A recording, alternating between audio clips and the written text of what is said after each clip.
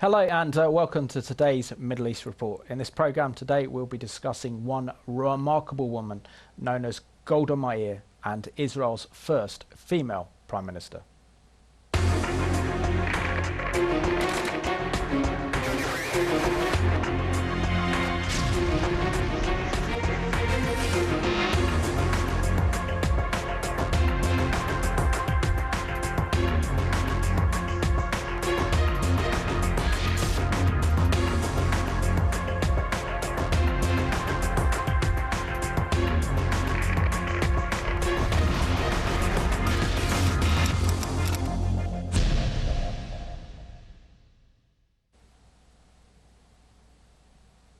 Warm welcome to the programme. So to discuss the life and legacy of Golda Meir, I'm joined by my good friend Barbara Dingle.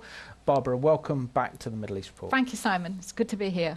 And in this capacity, you're not going on as Christian Friends of Magen David Adom or the other hats that you wear in your relations with the Jewish community, but you're going on here to talk about the remarkable one known as Golda Meir.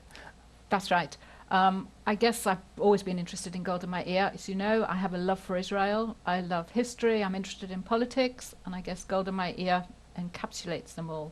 And it's rather like this. We had a vicar in church once who said, as Christians, we should read all the Bible, but we should take a book and make it our own. And I've rather than done that with Golda Meir. I read a lot on Israel, history and present. But if I pick up a book on Israel, I look in the index, and I always look to see what they say about Golda Meir. So what was it about Golda Meir that has really had a big impact on your outlook when it comes to Israel and the Jewish people? Well, I think she's a very interesting woman, one of the first female prime ministers of the world. In fact, the first female prime minister of a serious Western country. I love all her quotes. She was very witty, very pithy. And of course, she saw Israel through its formative years, right through the pioneering days of British Mandate Palestine, right through to the birth of modern Israel, through the Yom Kippur War. Incredible, isn't it? She had an incredible life, and according to my notes here, she was called Goldy Mabovich, and she was born to a Jewish family in 1898 in Kiev. Which leads me on to the question, how much did the pogroms influence her outlook and her perspective on life? I'm sure they influenced her greatly. I read in her biography, her autobiography called My Life, that one of her earliest memories was of her father boarding up the door because there were pogroms outside. So right from her earliest days, sadly, anti-Jewish behaviour. And then her parents moved to the United States as well? Yes. First of all, her father moved to New York to try and find work. Then later on he went to Wisconsin, Milwaukee, and Golda, her mother, and two sisters joined them. Yeah, there couldn't have been that many Jewish people in Milwaukee, could there, at the time? I think there were some. Yeah? There were some. Obviously a lot more in New York. Absolutely. And looking at her early years as well, so she had that influence from her parents, obviously fleeing from the pogroms in the Ukraine and in the probably turn of the century, and then finding herself in the United States, a complete different culture, probably the up-and-coming industrial nation of the time. How much did the influence of growing up in the United States as a Jewish woman have an impact on her? I think one can also look at the sovereignty of God with this. As a Christian, I believe in the sovereignty of God. And many, thousands of Jews were killed who lived in Kiev. They were rounded up, shot, the dreadful Babi Yar massacre. So really moving to America saved her, I'm sure. Going to America, a different language, from Yiddish, Russian, going to America, having to learn English. Poverty was a big factor. Her father had to scrape around. He was a carpenter. He had to look for work. It was very difficult for her, but undoubtedly it made her strong, it made her the woman she was. She had to overcome many obstacles. So let's have a look now at an excellent report put together by Gordon Robinson of CBN that looks at the incredible life that is Golda Meir. Certainly she was one of the founders of Israel, one of the makers of Israel. In many respects, she was one of Ben-Gurion's chief lieutenants. An amazing woman, in many respects, a woman of enormous contradictions. She could be wonderful, she could be charming, she could be charismatic, she could be very friendly and very solicitous. She could be, on the other hand, rigid, inflexible, difficult, opinionated, combative, argumentative. I suppose this is what makes a great leader. Golda Meir was born in Kiev in 1898. When she was 8 years old, her family moved to America to escape the massacres that ripped through the Russian Empire. They settled in Milwaukee, a city with a thriving Jewish community. But even in America, life wasn't easy. She did not have a good childhood. She grew up in a house with women. There was no man. Her father went to America a few years before they joined him. And there was enormous amount of bickering and arguments and shouting and yelling. And this taught Golda, first of all, a lot of patience. It also taught her something else. If you can arrange things quietly, do so. Even at 11, Golda had a gift for politics. When she found out there were children in her school who were too poor to buy textbooks, she decided to help. Golda talked the manager of a local concert hall into letting her use the hall for free. And one night, she and her friends held a fundraiser where Golda pleaded with the audience to help. That night, they raised enough money to buy textbooks for every student at the school. She was very effective because she spoke from the heart, because she knew how to relate to the people. And turned out she was a fabulous fundraiser, incidentally, all her life. Young Golda was both ambitious and adventurous, traits that didn't sit well with her parents. There was a big argument in the family. She wanted to go to high school, and the family said, no, what for? What do you need high school? Find yourself a job. Until the time comes, you'll find the right man to marry and raise a family. At just 15 years old, Golda took matters into her own hands. She ran away from home and went to live with her sister in Denver. There she learned about Zionism for the first time, and soon the idea of living in the land of Israel consumed her. It was also in Denver that she met her future husband. In Denver, she met Morris Myerson, who I remember was a very decent man. And they fell in love. He opened to her the world of literature and music and theater, things that she never had at home. After 2 years, Golda returned home to Milwaukee, where she finished school. Then she went to work as a teacher. She also agreed to marry Morris Myerson, whose name she would later change to the more Hebrew-sounding Meir. Tragedy was that she conditioned the marriage on two things. We're going to immigrate to Israel. We're going to live in a kibbutz. He hated both ideas. He was not a Zionist. And she dragged him basically to Israel. In 1921, the couple settled here at Kibbutz Merhavia in the Jezreel Valley. Life was hard, but Golda thrived on the physical labor. She picked almonds, planted trees, and became an expert in raising chickens.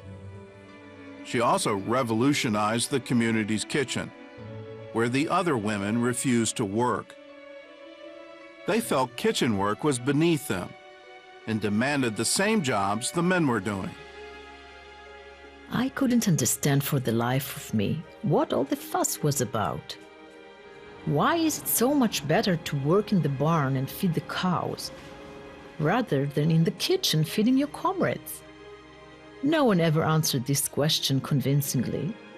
So I remained more concerned with the quality of our diet than with the feminine emancipation. Her husband Morris, however, didn't share her love for life on the kibbutz. He contracted malaria, so Golda agreed to move with him to Jerusalem. To help pay the bills, she took a job in the Jewish labor union and rose quickly through the ranks. But while her career flourished, her marriage fell apart. They never divorced. They separated. They lived apart. They tried to revive the marriage by having children. That did not exactly work. But they remained very good friends. And he was involved in raising the children. And she became involved in politics since around 1922-23. And she was in politics in Israel for 50 years. In the trade union movement, in the Jewish Agency, the government of Israel, Labour Party, one of the founders of Labour Party.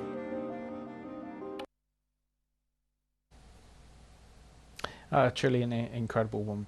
Barbara, that's just inspirational. The report produced there by Gordon Robinson. Absolutely. But when you look at Golda Meir and realizing even at the age of 15, she was very stubborn and she wanted to improve herself. She wanted to go to school. She wanted to get an education.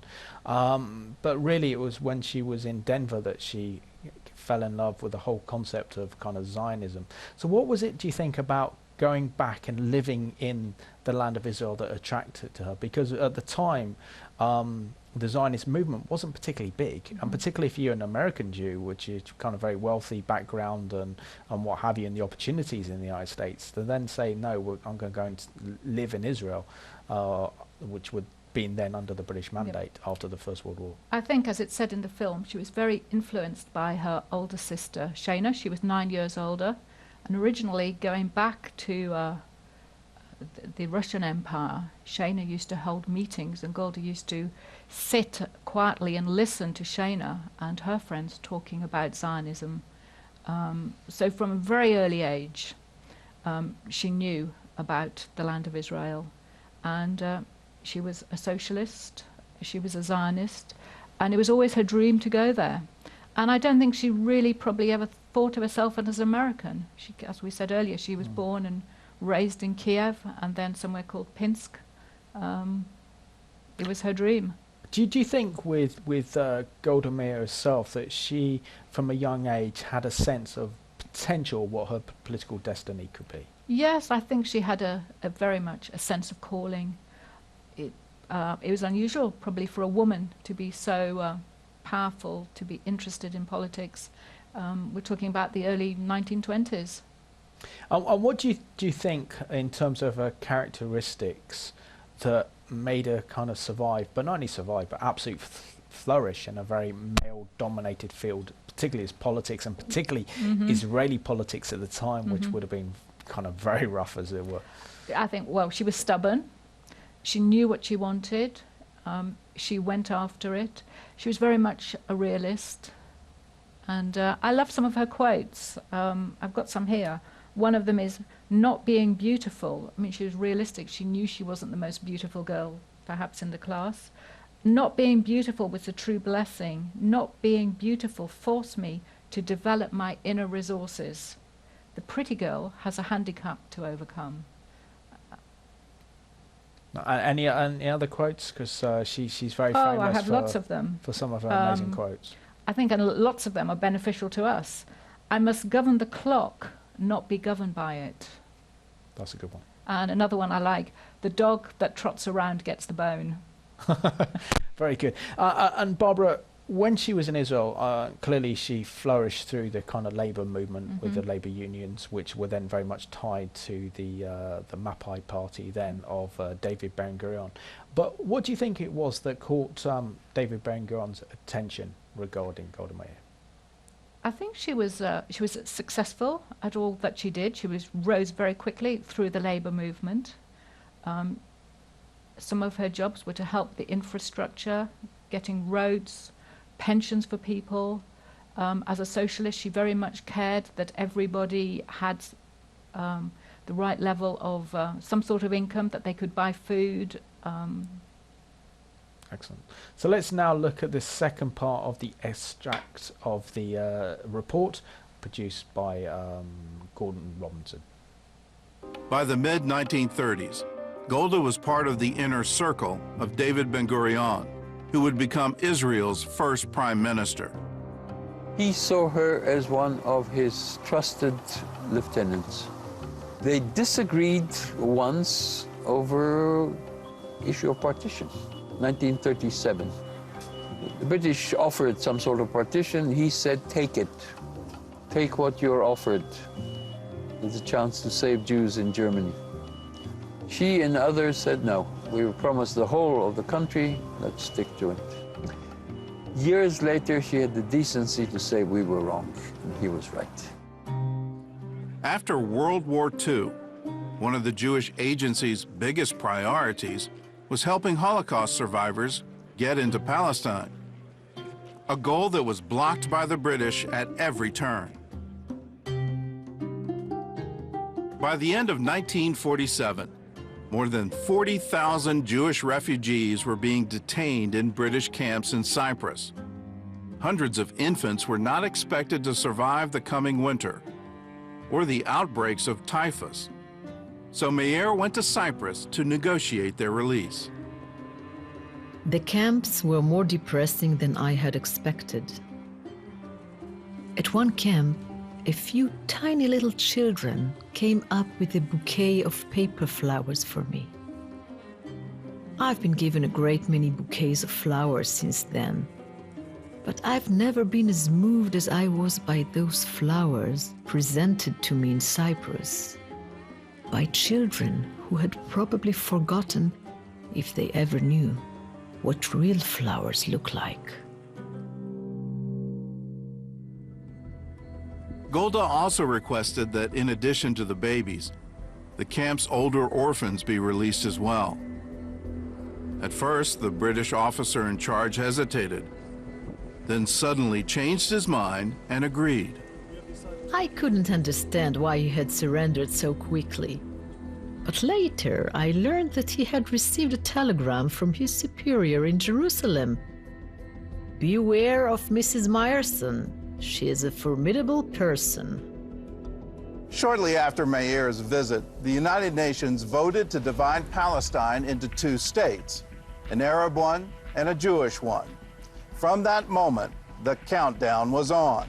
Within 6 months, the British would leave, the Jews would declare a state, and the Arabs would declare war. Ben-Gurion called a meeting with his top military leaders.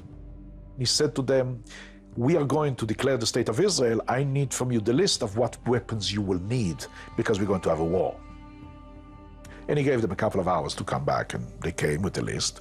And they gave him a piece of paper. On the piece of paper there was rifles, machine guns, pistols, grenades. So he took the piece of paper, threw it back to them and says, gentlemen, we're going to war. I need a list of how many tanks you need, how many battleships you need, how many planes you need, how many cannons you need.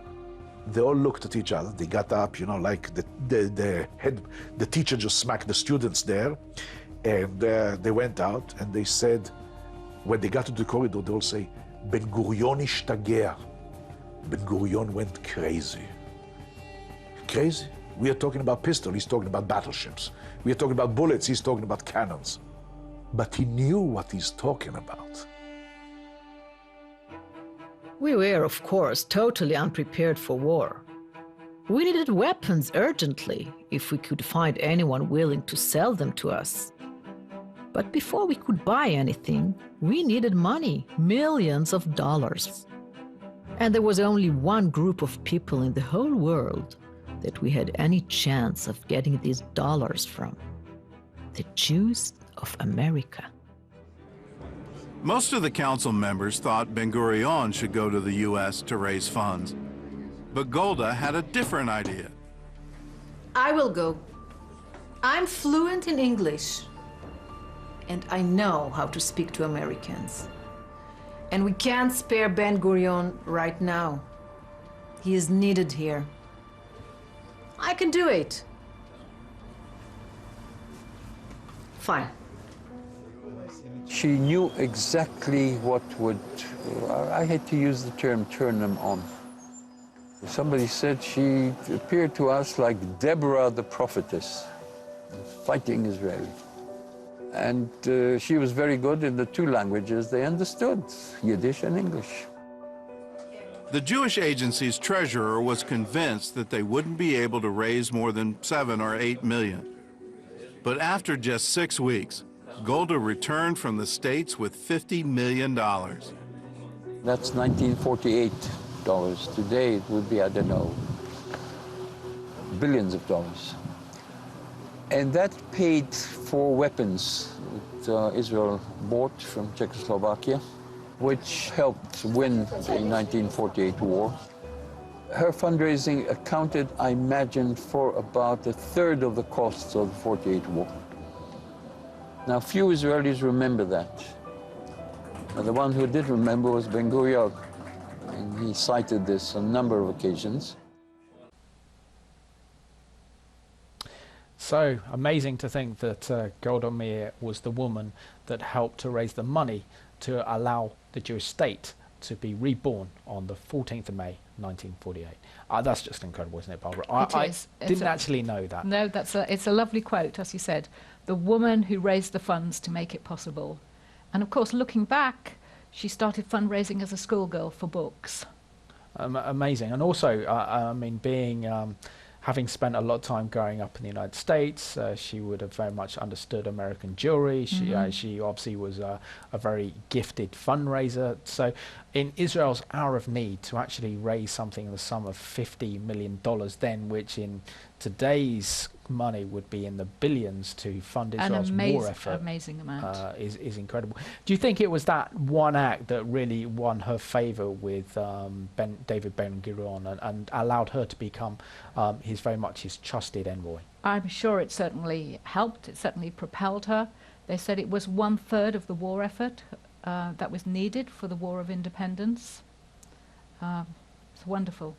And also, what was so interesting about that period of time, for example, that Israel had no air force before the start of the of its war for independence, and this came about because the British mandate collapsed. It was handed over to the United Nations, and Israel then saw a window of opportunity and declared an independent state. And then we know the rest. Israel's attacked by 5 Arab armies. So what a frightening prospect to think that you haven't got all the weapons that you need, you haven't got the ammunition you need to fight a very well-trained Arab army that was trained pretty much by the British. And also weapons left over from the mandate were used by the Jordanians and the Egyptians in that war against Israel. But the fact that, for example, Shimon Peres then, who would have known and worked with Golda Meir, was responsible for buying the Messerschmitts from Czechoslovakia. And to think that the Messerschmitt 109 was the plane that caused devastation against Jewish populations as the Nazis advanced across Eastern Europe. That same plane would be used to actually liberate Israel from its Arab enemies. Quite a very poignant, quite a quirk. The plane destroying, and yet the plane also, the same plane, helping the creation of the State of Israel. Absolutely. And I think going back to Golda Meir's trip to America to raise these funds, she wasn't afraid to use emotion. She used all the skills, all her womanly skills. She did an amazing job. So she must have really touched the heartstrings of so many American Jews, maybe saying, well, what role did you play during the Second World War to help European Jewry flee from the horrors of the Nazis, in which 6 million precious Jewish lives were murdered on an industrial scale. So combined with the impact of the Holocaust, combined with the fact that, here's an opportunity to re-establish the State of Israel, this is your chance to play your part in Israel's history. Would she have played along kind of those kind of themes to raise the money? I think so. And another of her quotes is, "We have always said that in our war we have had a secret weapon. We've had no alternative. Israel has had to win every time, fighting for its very existence." So let's see the final part of this extract, called "The Hope, Golda Meir," as we look at the drama unfold as Israel enters into the war of independence after Israel is attacked by 5 Arab armies. Ben-Gurion soon had another job for Golda, a diplomatic visit to King Abdullah of Jordan. She had already had one secret meeting with Abdullah 7 months earlier. At the time, he had promised her that he would not go to war against the Jews. There were reports that despite his promise to me, Abdullah was about to join the Arab League. Was this indeed so? I asked him in a message. The reply from Amman was swift and negative. He asked me to remember 3 things: that he was a Bedouin, and therefore a man of honor, that he was a king, and therefore doubly an honorable man, and finally, that he would never break a promise made to a woman. But we all knew differently.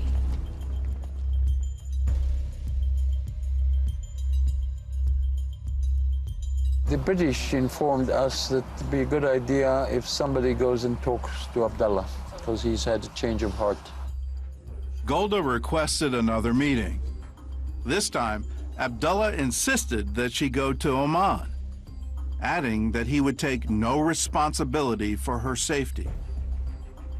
She was dressed up as an Arab woman. Among those who dressed her up was my mother.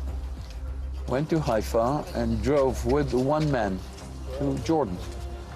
Changed cars near the border, in a car driven by one of the retainers of the king, and they went to Amman. This is 4 days before independence.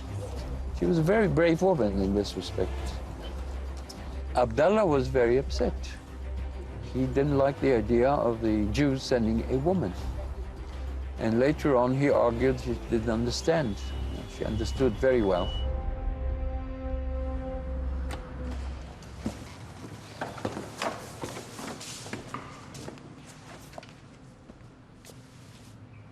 Your Majesty. Mrs. Mercer. Please sit down. Thank you. Your Majesty, have you broken your promise to me after all? When I made that promise, I thought I was in control of my own destiny. Now, I'm only one of 5 nations. Why are you in such a hurry to proclaim your state? What is the rush? Well, Your Majesty, we've waited 2,000 years for a state. I hardly think that can be described as a hurry. Don't you understand that we are your only allies in the region? What can I do? It's not up to me. Well, you must know that if war is forced upon us, we will fight. And we will win. Why don't you wait a few years? Drop your demands for statehood. I will take over the whole region, and you'll be represented in my parliament. I will treat you very well, and there will be no war. You know how hard we've worked. Do you think we did all that just for a seat in a foreign parliament?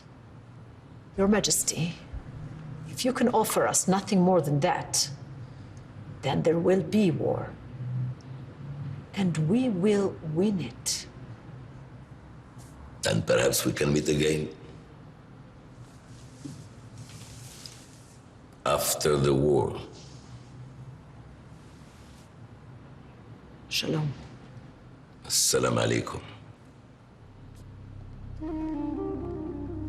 I never saw Abdallah again.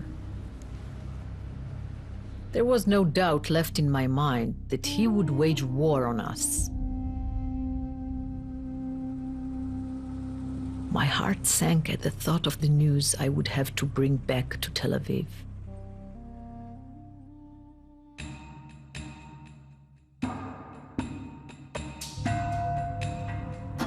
The next morning, there was a meeting, and I knew that Ben-Gurion would be there.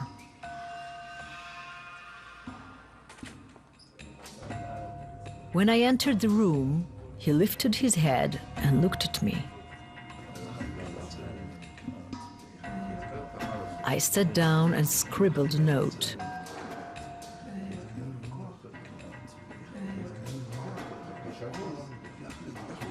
It didn't work, I wrote. There will be war. Within 2 days, the final decision had to be made. Ben-Gurion called in 2 Haganah leaders for a final military assessment. Their answers were virtually identical and terrifying. What is the current strength of the Haganah? We have 35,000 trained fighters, but less than 20,000 of them are fully armed. And as of right now, the tanks and planes we purchased have still not arrived. And the Arabs? If Abdullah added his army, they can be 100,000. And all of them armed and trained by the British. Your assessment? We can only be sure of 2 things. On May 15, the British will pull out and the Arabs will invade. And then? The best thing I can tell you is we have a 50-50 chance. We are as likely to win as to lose. On that bright note, it was decided by a vote of 6-4. On Friday, May 14, 1948, the Jewish state would be declared. Israel would be born with 5 Arab armies surrounding it, poised for attack.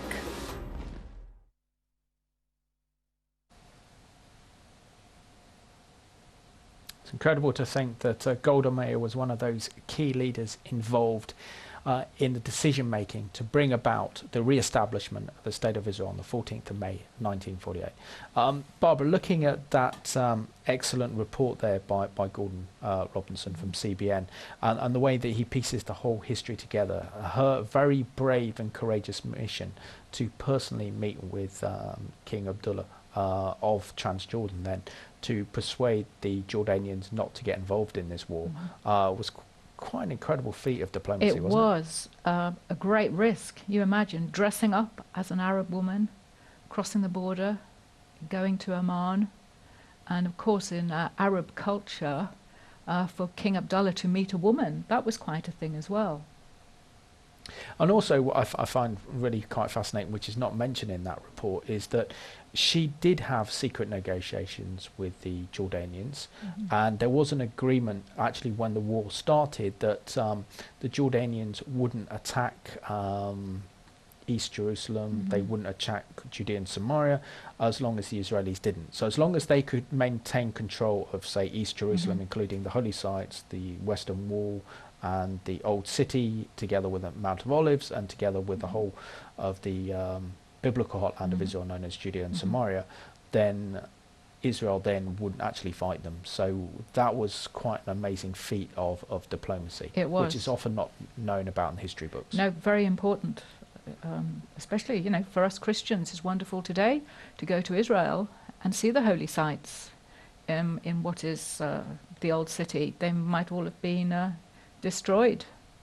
Absolutely. So when we look at the kind of legacy here of Golda Meir, I mean, here we saw her involved in the cabinet meetings with Israel's legendary Prime Minister David Ben-Gurion. Through his force of personality and his pure strength, saw about the recreation of the State of Israel, combined with the fact that she would have been around people like Shimon Peres at the time, the likes of Moshe Dayan, Abu Ban, Itzhak Rabin, all these other very big influential political leaders that have really been described as warriors of Israel's founding fathers. And she's up there with them, isn't she? She is. There's another interesting quote. She was often described as the best man in the cabinet. So she really was up there with it. But And another interesting touch is when she was actually one of the signatories to the Declaration of Independence, and she said when she signed, she cried. And that's also something about her character historically. She seemed to be very strong, very stubborn. It's not a woman I'd want to cross, put it that way. Quite. But at the same time, she had a lot of compassion, was able to touch people's hearts and to be able to communicate in a very kind of affectionate way. Absolutely. And also to rise to the top of Israeli politics when those around her would have been the kind of warrior characters like David Ben-Gurion and Moshe Dayan and others who actually fought in wars for Israel's prior to Israel's regaining their nationhood and their status during the Second World War. These guys were battle hardened. They were very strong. They were known as the kind of Sabras, and yet here she comes along being able to mix it with them. And don't forget, we're talking about 70 years ago. She was really the first Iron Lady, decades before Margaret Thatcher became our Iron Lady. So if looking at my notes here, so 1956 she was appointed as Israel's foreign minister. What impact did she have as Israel's foreign minister? I think she had a lot of impact. One of the things she did, which I find very interesting, she had an initiative to go to Africa to help the African nations. A lot of them were also post-colonial.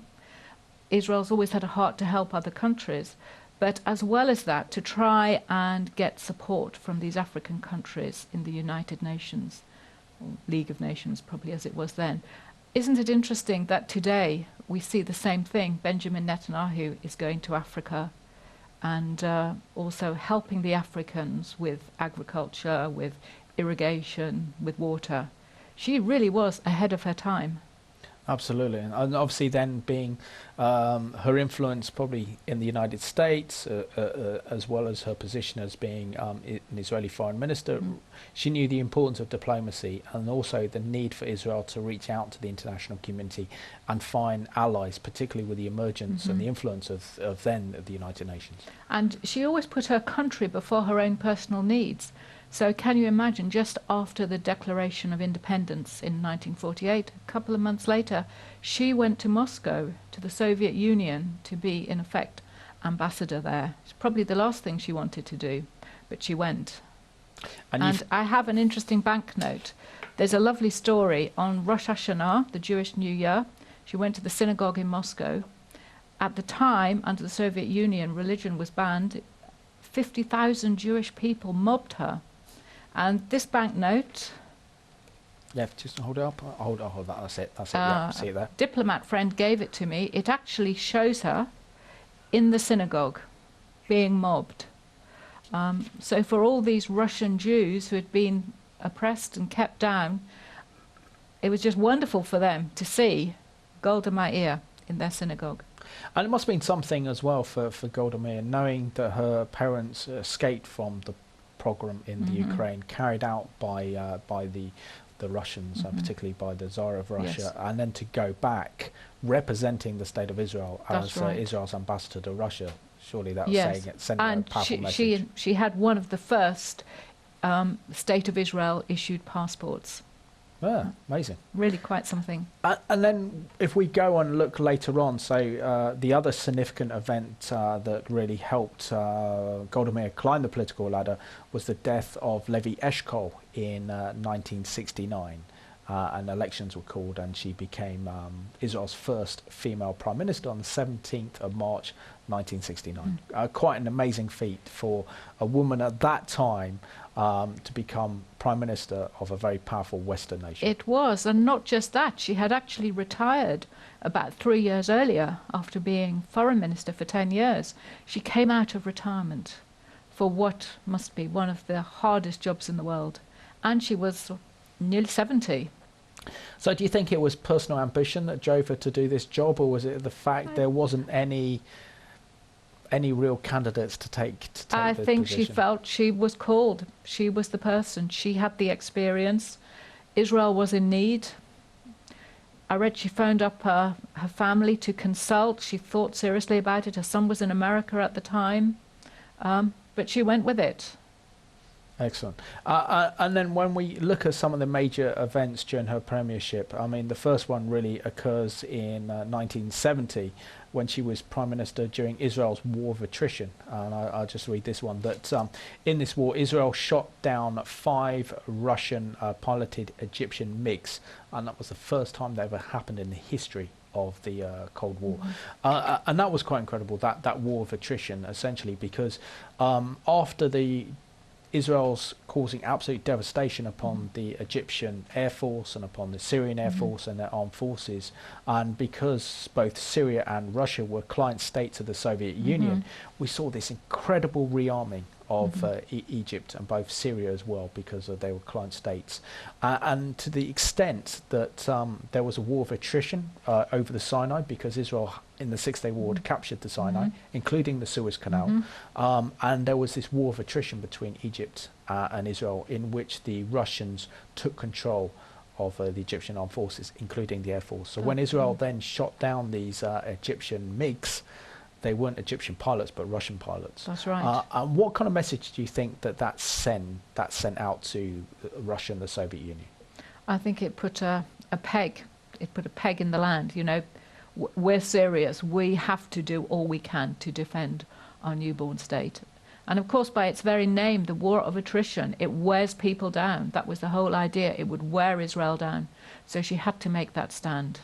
This far and no further. And also then it would have proved that Israel was a strategic ally of the United States, and the likes of the only Western nation to actually engage in an air dogfight with the Soviets during that time as well. So America would have seen that under the leadership of Golda Meir, that Israel is a very formidable ally of the West in the battle. Absolutely. In the Cold War. It helped both ways. And then if we look at other events as well that occurred in the same year, we had Black September of 1970, when we saw the PLO uprising against the Hashemite Kingdom of Jordan, particularly against King Hussein of Jordan, in which it looked like the PLO, with the help of the Syrians, were going to overthrow the King Hussein of Jordan and actually take control of Jordan. But it was actually thanks to Israeli intervention, because the Jordanian government put out a telegram to the British saying, can you help us in our hour of need? The British ignored their request. They sent it to the United States, and I think it fell on to the State Department. The State Department then replied back, there's nothing we can do, we're too far away. The only help you've got is Israel. And so they asked the Israeli government to kind of respond and see if they respond in defense of King Hussein. And the answer was yes, they did. So they started to scramble their jets. And that was enough then for Assad then to pull his forces back, and particularly his tanks that were on their way down to actually defend Arafat and the PLO. And that's a credible feat of diplomacy. Again, a wonderful show of strength, wonderful diplomacy. And also, when you look at that kind of period of history as well, and particularly with Golda Meir, here she was meeting King Hussein's father, Abdullah, requesting that Jordan doesn't get involved in the war. And then almost decades later, which would have been literally, less than 3 decades later, Israel's coming to the defense of Jordan. Yeah. And then we look at other events as well, when probably the most horrific news event that she had to deal with as Israel's Prime Minister would have been the 1972 Munich Olympic massacre, in which 11 Israelis were murdered at the hands of the Palestinian terrorist group Black September. How did she deal with that crisis? You imagine being Prime Minister with one of the most savage terrorist atrocities ever. On worldwide television, those Israeli athletes being murdered.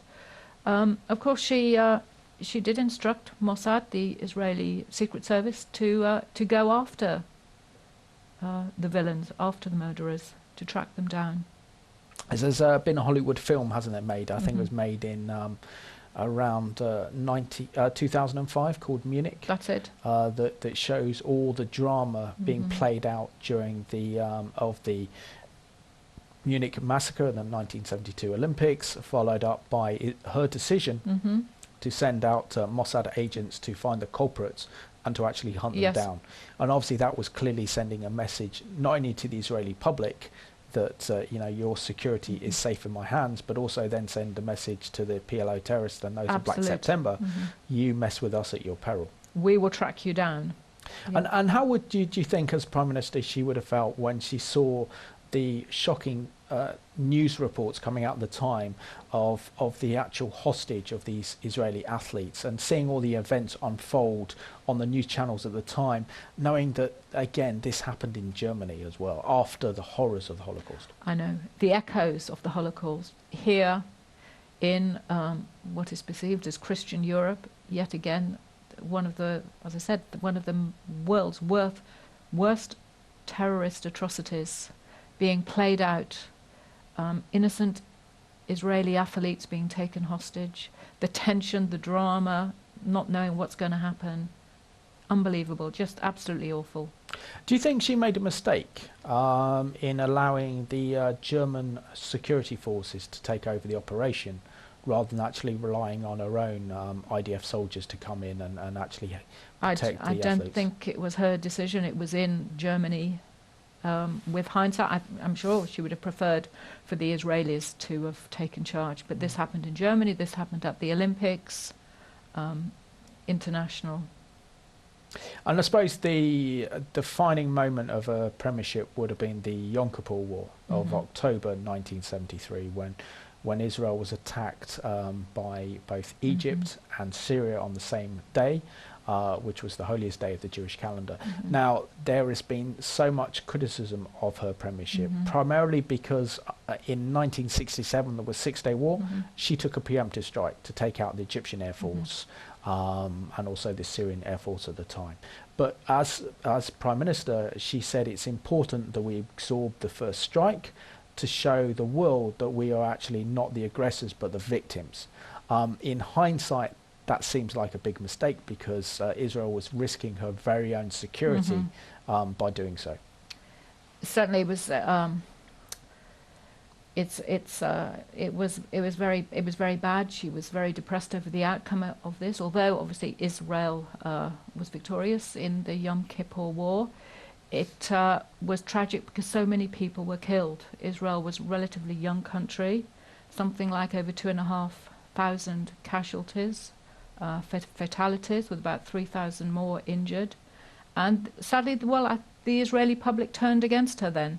I think her own instincts were to call up all the reserves, but the advice of her military advisors and others was, it's not quite happening, don't do it.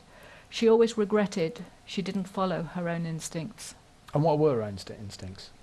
It was to call up the reserves. Oh, okay. To be better prepared. It was the unpreparedness which she always regretted. Yeah, and also she had a very close relationship with Richard Nixon, the then US president. How much do you think that very close relationship between the two proved to be pivotal in coming to the defense of Israel and turning the war around? Because at the beginning stages of the Yom Kippur War, Israel was outnumbered. They had very few tanks up on the Golan Heights. They were losing territory in the Sinai, and this was looking like the biggest defeat that Israel's had in since its recreation of the state in 1948. Yes, and once again, Israel didn't have an alternative. Israel had to win. Yeah, obviously her good friendship with Richard Nixon helped. Once it was seen what was happening, all the invading armies, America once again helped. And sadly, Britain didn't help, or any other European country helped in the airlift, in which Richard Nixon organised, despite the fact that he was at odds with his own Secretary of State, Henry Kissinger, who wanted to teach Israel a lesson. He also wanted the Arabs to sense that they had a victory in order to bring them to the negotiation table. But Richard Nixon decided to override that, because he listened to the words of his mother, who said, one day you'll be in a position of power where you'll be able to help the Jewish people. Absolutely. And if you need to do that when you get that call. So obviously he would have had that very desperate call from Golda Meir for help. What do you think that call would have been like, as Golda Meir wouldn't be the type of woman that really pleads for help? No, but she was up against it. Israel was up against it. Desperation. Israel needed America's help. And again, we see the sovereignty of God. he had gone before, Richard Nixon, had a good heart towards Israel and came to Israel's rescue. So she stepped down as Prime Minister in 1974 as a direct result of the criticism for the way that she handled that war. But leaving the Yom Kippur War aside, what do you think the legacy of Golda Meir has been, not only for the nation of Israel, but also her premiership? Goodness, what a legacy. One of the first female prime ministers of the or the first prime minister of the Western world to be female. Many wars she went through, as we have said, the War of Attrition, the Six-Day War, the Yom Kippur War. A remarkable woman, a remarkable legacy. Sadly, she died in is it 1979 at the grand old age of 80. Yeah, what was the reaction, do you think, in Israel to her death? I think that was about 5 years after she retired as being Prime Minister. And by then, obviously, there was great sadness. One of Israel's great leaders had passed away. She was buried, like a lot of Israeli premiers, on Mount Herzl. There's an interesting fact from us, for our Christian perspective. There are a number of Christians who think maybe she came to belief towards the end of her life. What is known, she had a Christian doctor. She had lymphoma, form of leukemia, for about the last 10 years of her life. She went for radiology in the middle of the night. She didn't want people to know. She went to Hadassah Hospital. And some people think perhaps this Christian doctor led her to the Lord. Oh, amazing. Amazing. And within the last 30 seconds, Barbara, in terms of Christians, how is the life of Golda Meir relevant, and what can we learn from her life? I think, what can we learn? So many things. As she said, don't let the clock rule us, let us rule the clock. Make the most of every opportunity. Do what we can. Excellent. Barbara, thank you so much for being my guest on pleasure. Today's Middle East Report as we discuss the life of Golda Meir. And I just want to thank you for watching today's programme, which has been in dedication to the life of Golda Meir, known as Israel's Iron Lady and Israel's first female Prime Minister. And let's not forget that she was Prime Minister over 10 years before Margaret Thatcher became Prime Minister of Britain. And she's left an incredible legacy of determination in defence of Israel and the Jewish state. So we're going to leave you with this song in tribute to Golda Meir, Israel's first female Prime Minister, and what a legacy she's left behind. So thank you for watching today's Middle East Report.